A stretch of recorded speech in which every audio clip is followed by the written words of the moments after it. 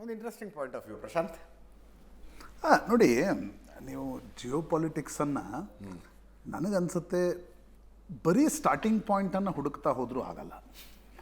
ವರ್ತಮಾನದಲ್ಲಿ ಏನು ಸಿಚುವೇಶನ್ಸ್ ಇದೆ that is important. S, ಈಗ 53ರಲ್ಲಿ CIA ಅಲ್ಲೇನು ಆಪರೇಷನ್ ಮಾಡ್ತು ಜಗತ್ತಿಗೆ ಗೊತ್ತಿದೆ. 79ರಲ್ಲಿ ಇಸ್ಲಾಮಿಕ್ ಕ್ರಾಂತಿ ಆಯಿತು, ಜಗತ್ತಿಗೆ ಗೊತ್ತು. ಬಟ್ 2023ರ ಭಯಾನಕ ದಾಳಿ ಏನು ಇಸ್ರೇಲ್ ಮೇಲೆ ನಡೀತು, ಅದು ಯಾಕೆ ನಡೀತು? ಅದು ಅಬ್ರಹಾಂ ಅಕಾರ್ಡ್ ಕಾರಣದಿಂದ ನಡೀತು ಅಂತ ನನಗನ್ಸುತ್ತೆ.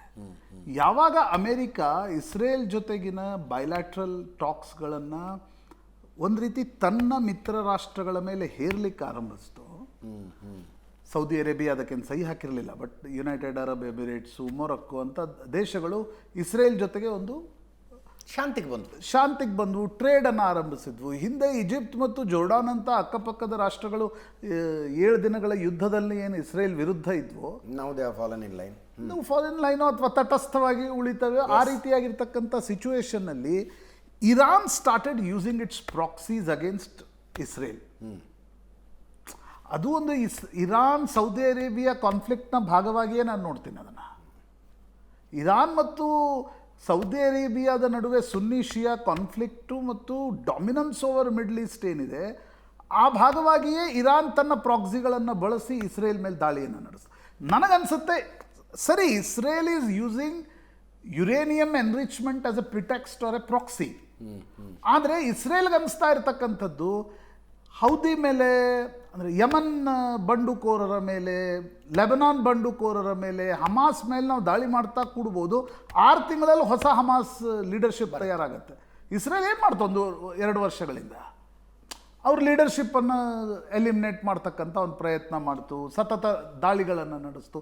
ಆದರೆ ಇಸ್ರೇಲ್ಗೆ ಕನ್ವಿನ್ಸ್ ಆಗಿದೆ ಅಂತ ನನಗನ್ಸುತ್ತೆ, ಈ ಹಂತದಲ್ಲಿ ನಾವು ಇರಾನ್ ಮೇಲೆ ದಾಳಿಯನ್ನು ನಡೆಸದೇ ಇದ್ದರೆ ನೀವು ಪ್ರತಿ ದಾಳಿಗಳನ್ನು ಎದುರಿಸ್ತಲೇ ಕೊಡಬೇಕಾಗತ್ತೆ. ಇರಾನ್ ಮೇಲೆ ದಾಳಿ ನಡೆಸಿದರೆ ಮಾತ್ರ ನಾವು ಹೆಂಗೀಗೆ ಭಾರತ ಯಾಕೆ ಪಾಕಿಸ್ತಾನ ಮೇಲೆ ದಾಳಿ ನಡೆಸಬೇಕು ಅಂತಕ್ಕಂಥದ್ದು ನಾವು ಹೇಳ್ತಾ ಇದ್ವಿ ಅಥವಾ ಇವತ್ತಿನ ಸರ್ಕಾರದ ಪೊಸಿಷನ್ ಇದೆ ಏನು, ನೀವು ಒಂದು ದಾಳಿಯನ್ನು ನಡೆಸಿದ್ರೆ we will treat it as a act of war and we will attack on you. ಯಾಕೆ?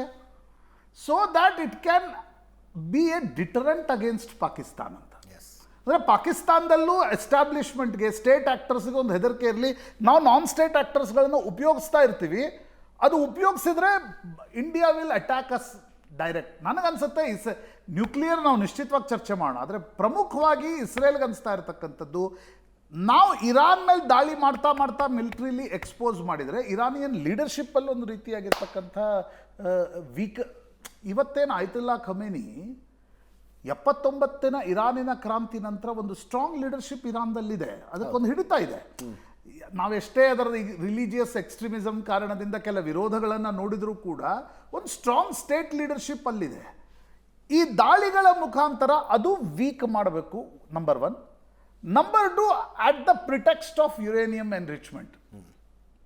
ಅದು ಪ್ರಾಯಶಃ ಇಸ್ರೇಲ್ ಮಾಡ್ತಕ್ಕಂಥ ಒಂದು ಪ್ರಯತ್ನ ಅಂತ ನನಗನ್ಸುತ್ತೆ. ಅದರ ಜೊತೆಗೆ ಎಷ್ಟು ಇರಾನನ್ನು ಪುಷ್ ಮಾಡುತ್ತೋ ಇಸ್ರೇಲ್, ಆವಾಗ ಆ ಕಾನ್ಫ್ಲಿಕ್ಟ್ ಗಲ್ಫಲ್ಲಿ ಏನಾಗುತ್ತೆ ಅಂತಕ್ಕಂಥದ್ದು ಕೂಡ ಇಸ್ರೇಲ್ ಟೆಸ್ಟ್ ಮಾಡ್ತಿರ್ಬೋದು.